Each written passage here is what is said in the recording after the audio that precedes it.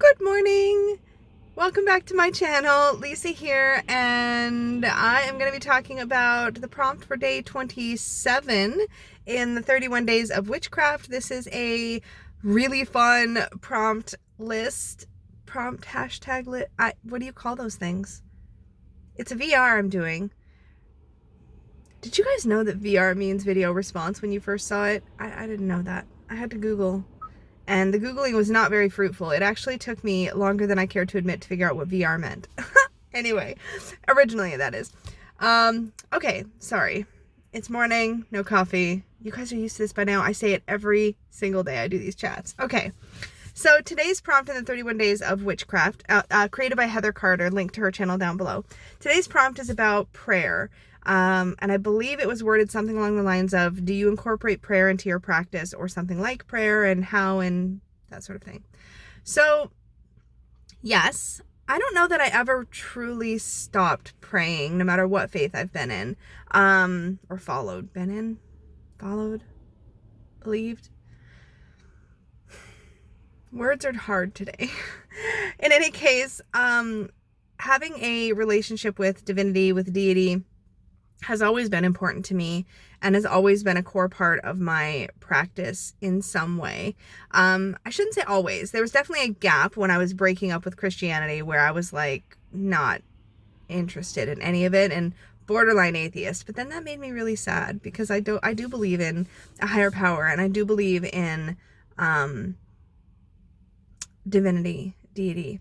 So I had to find my way. But yes, prayer, part of my practice. Yes. And in fact, I'm constantly on the search for new ways to incorporate prayer in a way that feels authentic to my path, and more ritualized or formalized, because that's something that I've really enjoyed in the past. Right now, what that looks like is that the non-formalized version of prayer that I would incorporate in my practice is when I simply just talk to my matron and I share my, oh my god, a little black squirrel just ran like right by. Where did he go? Oh my god. There he is. He's so cute. He's just like, so funny story. I'm in a squirrel. I'm in a squirrel about a squirrel. Okay, that's funny. I'm entertained right now. When I moved to Canada, I noticed that the squirrels are different. And I don't know if it's a BC thing or what, but up here, the squirrels tend to be sleeker and black. Their fur is black. But in Washington State, where I grew up, the squirrels were typically much fluffier and kind of gray-brown. I think I have seen a gray-brown squirrel here once or twice, maybe, but 99% of the time, oh my god, I can still see him, and he's very distracting because he's adorable. Most of the time, the squirrels I see up here are black. Yeah. Okay, back to prayer. So yeah, typically my regular prayer practice is typically just a conversation. That's how it's been my whole life. Whether I'm talking to Jesus or I'm talking to a goddess or a god or whatever it might be, it's always been conversational like that. Like, not irreverent, or wait, not disrespectful. Definitely with a sense of reverence. I don't know if irreverent and reverent mean the same thing. Somebody chime in below. Is irreverent and reverent the same thing? Because there's words in the English language that are like that. And anyway. But with a sense of reverence, for sure. But definitely a just start talking kind of thing. I've always done that. I've never gotten the sense that that's not been received well, if that makes any sense. So that's my like sort of everyday way of connecting. Often I will do a little check-in with my matron before I go to sleep at night, or I'll check in with my guides via a particular deck and a card draw and a reflection, or just by talking. But usually very, very quick, short moments, right? When I want that more formalized feeling, I typically work with prayer beads, and I don't work with them. It's funny because there's one set of prayer beads I work with specifically for my matron, and I'll use a repeated prayer as I work with those prayer beads. For the other prayer beads I have, I typically will work with them along with a mantra.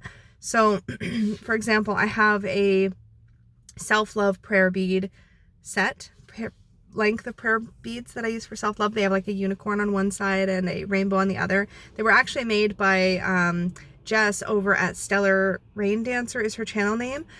She also goes for her business name, I think, is Stellar Tarot, so I always mix up the two and want to call her one or the other. And I think she also has a channel now called Stellar Life. But she and I met to do a collab, which if I remember I will put a link to up in the cards. No promises.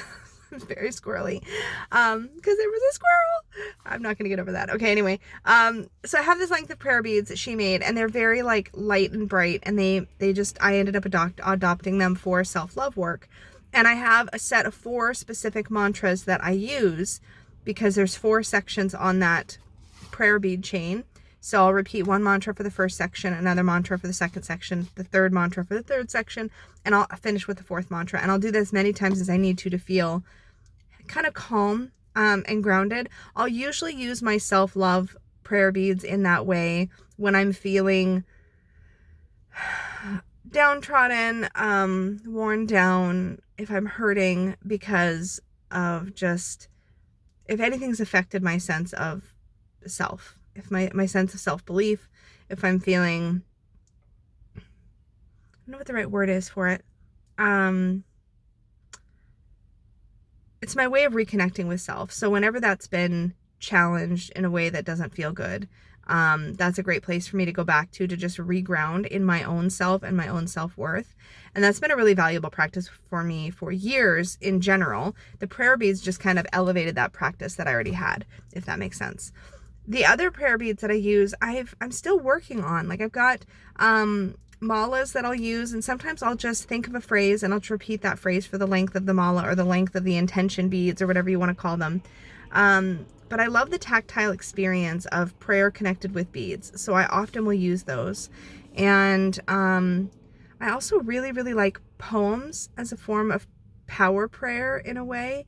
There's a few poem books or poetry books that I go to time and again for, again, more of a self-connection or a connection with what feels true at the deepest level. And that feels like a type of prayer. And I really need to make a video about that because I think poetry is a really powerful outlet for validating your own feelings and also feeling connected to something bigger.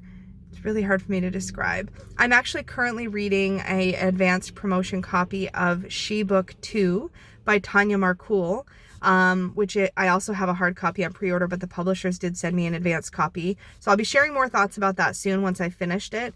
But her She Book 1 has been my #1 book for that healing work, for that feeling connected to something bigger than myself, and that idea that so many of us have shared experience. And I think maybe that's what it is about poetry and occasionally spoken word that I've heard, is that I'll hear something and it will literally affect me physically. I'll feel it in my body and I'll know that there's a shared thread with those words. There's some sort of shared connection that author could write so perfectly what I feel. There's no way for me to explain that how do I say that? Other than, struggling again with words. There's no way for me to explain that other than for that feeling, for that experience to cement my belief that we are all connected and that humans have a shared unconscious, a collective unconscious. And I've had other experiences which feed that belief as well, but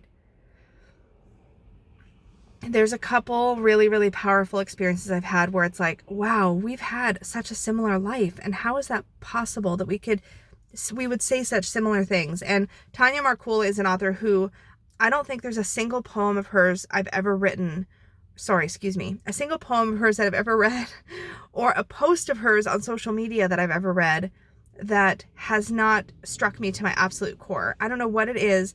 I will jokingly call her my soul sister. She kind of has an idea who I am because I've actually written for her site before. But in general, like, we don't talk, like we're not friends. It's not like that. But there's something about the way she puts her words together that has made me feel seen in a way that very little else has. And I'm very much digressing. I'm sorry, but I'm very excited about that, the second version of her book, which I'm reading. But also I need to make a video because there's another, Celia. Oh, there's a couple of other authors, and I just got a new one, a new poetry book that has given me a similar feeling. So I need to make a video about those because there's something about that just reading, rereading, repeatedly rereading certain poems, or power phrases or power words can really have a humongous impact, and make me feel very connected. And in those cases, I think it's less about deity in those situations and more about connecting to the collective unconscious and the depth of our experiences and the way that those experiences are shared. And I just think it's really, really powerful. So yeah, I thought I was going to talk for like 2 minutes on this subject, but I think I'm getting wordier as we're getting closer to the end, almost like I feel like I have so many things I want to talk to you guys about, and I don't want to run out of prompts. So yeah, I think I might have to make time to do these videos on occasion and just chat with you about different things because I've been really liking them. So we'll see how that all plays out. But for now, I'm going to wrap this one up. I hope you have my squirrel friend is back. Sorry. Anyway, okay. I hope you have a beautiful day, afternoon, evening, morning, wherever you might be. And remember to like and share and subscribe. Every bit of engagement on the channel helps, as you guys know. And if you would like to book a tarot reading with me or an oracle reading with me, you can do that over at supportivetarot.com. And I look forward to hearing from you guys soon. Bye.